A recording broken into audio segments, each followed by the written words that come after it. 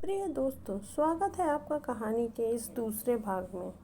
Contractor Manoj को 2 दिन बाद एयरपोर्ट पर स्पॉट किया गया। वहीं से उसे उठा लिया गया। अच्छी तरह से उसकी खातिरदारी की गई, लेकिन इतनी मार खाने के बाद भी उसने यही कहा कि उसने कुछ नहीं किया है। कहीं से कोई रास्ता नहीं समझ आ रहा था।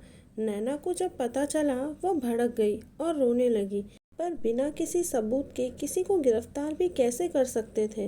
महीने भर इस केस की जांच की गई, लेकिन कहीं से कोई सबूत नहीं मिला। ये गुत्थी इसी तरह अनसुलझी ही रह गई। नैना ने भी माँ बापू को संभाल लिया था। समय बीतता गया, साल हो गए। माँ ने नैना को समय समय पर रोते देखा था। उन्हें बहुत दुख होता था। उन्होंने करण के पिताजी से कहा, नैना की ये हालत मुझसे देखी नहीं जाती। हमें और कुछ सोचना होगा। उसने अपनी ज़िंदगी अभी जी ही नहीं है।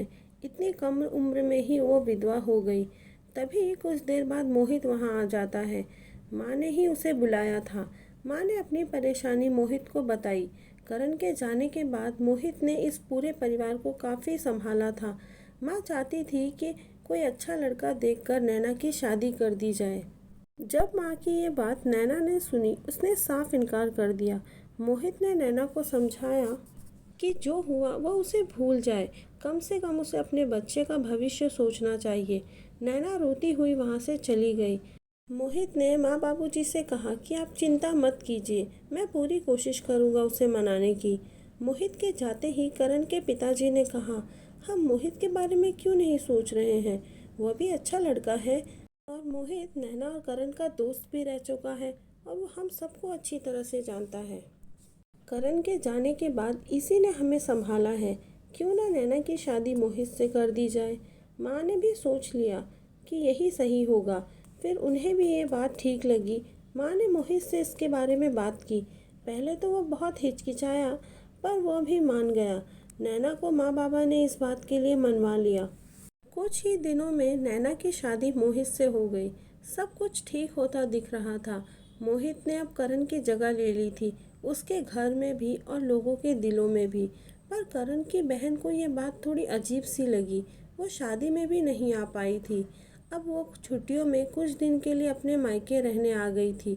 जहाँ तक करण की बहन को पता था कि एक बार उसने मोहित और करण की बहस देखी थी। करण भैया तो मोहित को पसंद भी नहीं करते थे। फिर ये सब क्या हो रहा है, मुझे कुछ समझ नहीं आ रहा। नंदिनी ने घर से ही सोच लिया था कि कुछ तो गलत हुआ है। मुझे इन दोनों पर नज़र रखनी होगी। और कुछ ही दिनों बाद नंदिनी के हाथ कुछ ऐसा लगा जिसने करण के मर्डर के राज खोल दिए। नैना ने करण के दिए हुए तोहफों और करण की चीज़ों को जलाना शुरू किया। यह देखकर नंदिनी चौंक गई।